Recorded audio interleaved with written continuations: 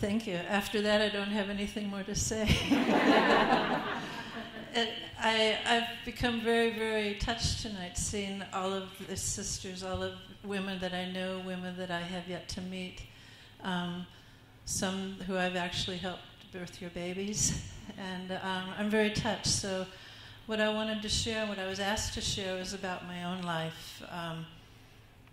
I'll do it in a way that the pictures will also go along with it, but I mainly want to share the chapters in my life and show how women and men and children were an inspiration to me at those times. Before we get to this picture, the very first teacher in my life who really influenced me was my Nana, my German grandmother. And Nana taught me, she used to say, never be stingy. Always share all of who you are with everyone in the world. She taught me respect, not just for myself and my family, but also for all of life.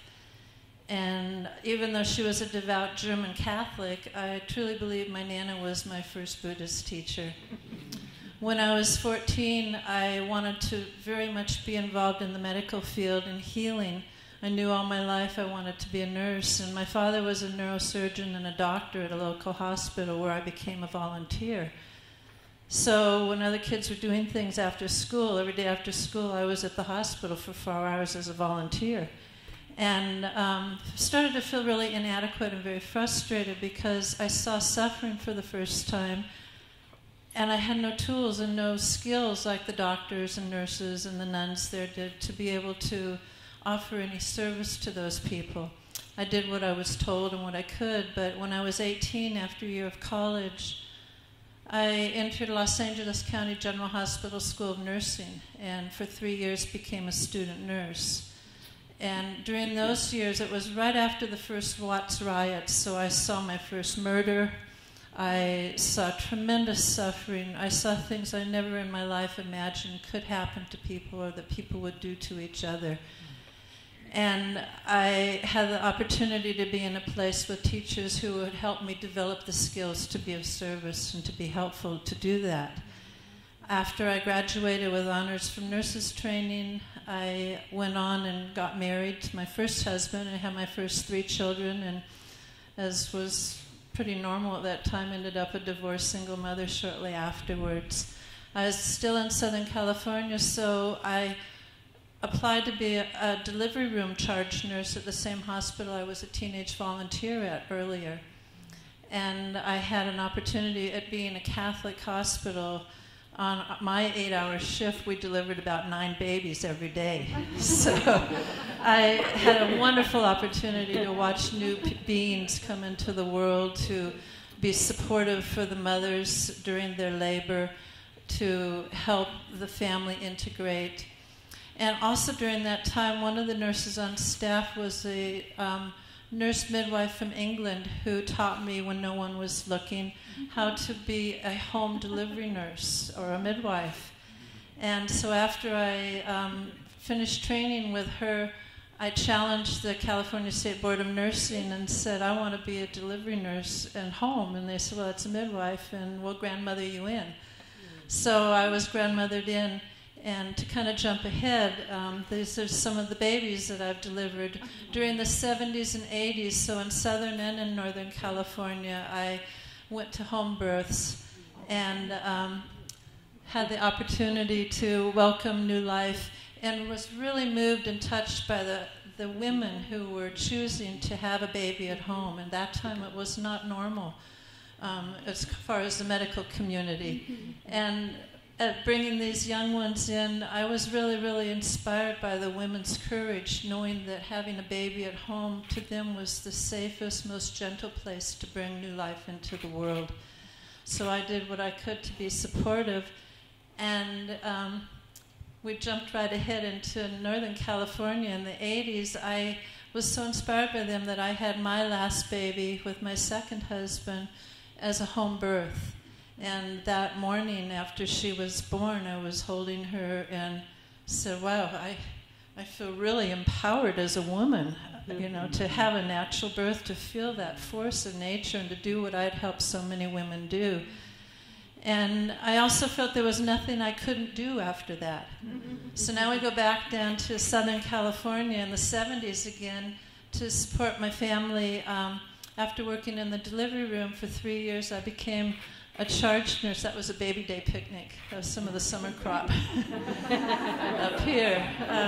But I became a paramedic nurse, well, not quite yet, but at least a nurse in an emergency room in the nearby hospital. And we had 120 patients come through on our shift each day. So the skills I learned as a nurse were really honed, and I really cultivated more. My heart began to open to the compassion, seeing people come into the hospital that had left home and then ended up dying on their way to work, to save lives with the staff and to feel that joy. It was very, very moving for me. And at the same time, I realized a lot of the ambulance crew in the 70s didn't know what to do when they were out in the field. They would just put people on a gurney and bring them into us. And so I was lucky to take advantage of an opportunity that came when Orange County Medical Center invited 6 of us nurses to come and train with them and become the first mobile intensive care unit nurses, which later became called paramedic nurses.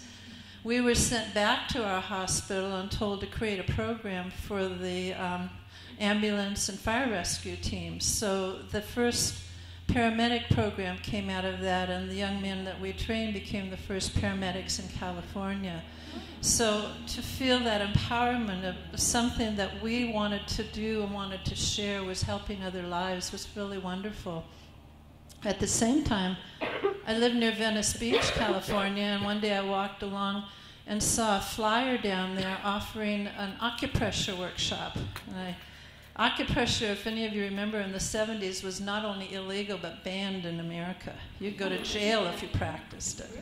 And I had heard about it. Obviously, I hadn't had an opportunity to use it, but this acupressure didn't use needles, it used fingers, so it was kind of quasi-legal to teach. And I took a training and was, being the daughter of a genius doctor, I had this curiosity of prove it to me, and would learn at the training and then go to the hospital, and I'd have 120 patients that I could practice on when nobody was looking. The problem was I couldn't write it on the records, on the medical charts. And it was proving itself to me so much that I realized I had to go and do something else. So I left the hospital situation to be in a more alternative setting. And at that time moved to Northern California, where we'll stop on the photos for a moment, we're getting ahead here. But in Northern California, I started working, okay, go back. Anyway, I started to work at a nursing home. And I was delivering babies mostly at night. The moms seemed to wait till I was off duty at the nursing home, which was nice. And I was taking care of seniors at a nursing home, so I never had that deep experience of working with the elderly who were aging and dying. And I realized I was saying the same words to them that you say to a mother who's having a baby. You know, that it's all right, breathe, all of the same things. And at the same time, my heart began to open even deeper as I saw that all of these elderly people are isolated in a building. Not only were they isolated from their family and community, but most of them couldn't leave their bedrooms, certainly couldn't leave the hospital unit and be outside in the sunshine. So they were dying with all of their gifts alone. And that really struck me as to how impermanent life is and how tenuous and precious it is. It left me going to the next natural step, was to be a volunteer through the hospice program at the community here. And I was the nurse that came on when the hospice staff went off duty. I brought my pillow, and they'd say, oh, here comes the nurse with the pillow, we can go home now. But I would sit with people who were dying at home, and again was very moved and very touched by the families that supported them and I could support, but mostly by the courage of the people choosing to die a more natural death in their home environment. And they taught me so much, so very much. And the main thing I learned was I was no longer afraid of death. over time, I was starting to do acupressure around the community and offering services to help people who were suffering in mental and mostly physical ways. And I eventually left the hospital and got my new name as, it's not there now, Mama Ginny with the playgroup. And I became Mama Ginny. Susie's little boy Johnny was one of my children that came. But the children, I took them to the nursing homes so that they could be with the children, or be with the elderly. And sometimes you'd see them come out of a trance and wake up and smile. And the kids came back going, wow, I want to know more about this old people. And they didn't, it was such a bonding. And so I learned from them a lot of the skills that they had, but they also received from me the same values that my grandmother had taught me to share, to be a loving, kind person, the same values that I taught to my own children, and now I'm watching them teach their grandchildren. Once I left the Southern California and moved up here, I started getting much more involved in the community and in acupressure and seeing how with our hands we could give so much comfort to others because it comes from our heart. And one day a friend invited me to come on a tour to China. So I went to the Beijing Massage Hospital with two of my students, and we studied Tuina, which is traditional Chinese medical massage. It goes back about 5,000 years and is on the same philosophy as the acupressure and acupuncture. So I deepened my skills. I studied with world masters. Now you can go to that next slide. And the doctors there are world masters, both women and men. They work side by side, and they're blue-collar workers, they're helpers. They're not men, they're not women, nobody's better than anyone else. And so as they trained us in Tuina, these world masters started saying, well, you should bring more students. So twice a year after that, up till now, although it's less with the economy now, I've been bringing students and meeting them from all over the world where they have an opportunity to learn how to use their hands to heal and to offer healing to others. These are two of the doctors at the hospital. And so by them being able to learn to heal and to help relieve the suffering of people with their hands, it was a tremendous feeling again of not just empowerment, but wow, this is a simple gift that anybody can offer to another. So when I came home from the hospital back to America, I talked to the massage school here, and a lot of you probably know Judy Phillips, who no longer has her massage school, but I started teaching there, and I was empowered again by students wanting to learn something that I knew that I didn't think was a very helpful gift, that they could learn more from someone else, but I started being able to share my passion with them and seeing them go ahead and heal other people, to comfort others who were suffering. One of the trips to China in 2005, I was invited to come by a Chinese friend to Yunnan. He said, you seem to love China so much. I think after your student tour, you should go in one time and go to Yunnan, which is in western China. Yunnan is used to be old Tibet, ancient Tibet, but with the Chinese takeover, it's become China. That was where I met my Buddhist master teacher up in the mountains, a very revered teacher, and it was also where a Tibetan friend took me to a Nasi village, so we can move there. And the Nasi village, these people live very, very rural. They are extremely poor. These women come from a lineage that 800 years ago they were Tibetan nomads, and they settled in Lijiang Valley in Yunnan along the Silk Trade route. Very smart women. They said, if we put our places along here, when the men bring their trade along, we can give them food and shelter, and we can make an income. Well, now they're no longer right along that, and their income is very poor. But I spent time, and I was the second white person to ever be in their village, and we had a wonderful time. When I came home, I was looking at the photos, and there you see. these women and men, this happened to be a day the women were all at the temple, so there's all women, but it's usually the men and women when I go. There was no one wearing eyeglasses, and I realized even the oldest of the people had no glasses, so I called my friend in Yunnan and inquired. And he said that there's no way they could afford it. These people don't have the money to buy food. They don't have the money to even leave their village. How could they ever get eyeglasses? So I thought, there's another opportunity. I was in touch with our local radio station and the newspapers and invited the community to donate their used eyeglasses and dark glasses. And 120 pair of glasses came. So over the next 2 trips to Yunnan, my friend and I went, and if you see in the next slide there, all these people got eyeglasses, and it was just wonderful. One old lady said she was waiting for me to come the second time because she didn't want to die until she had a pair of glasses so she could see her grandchild.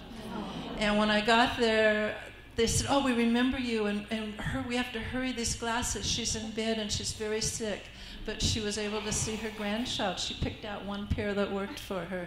So again, it was the community that did this, and it was very, very empowering.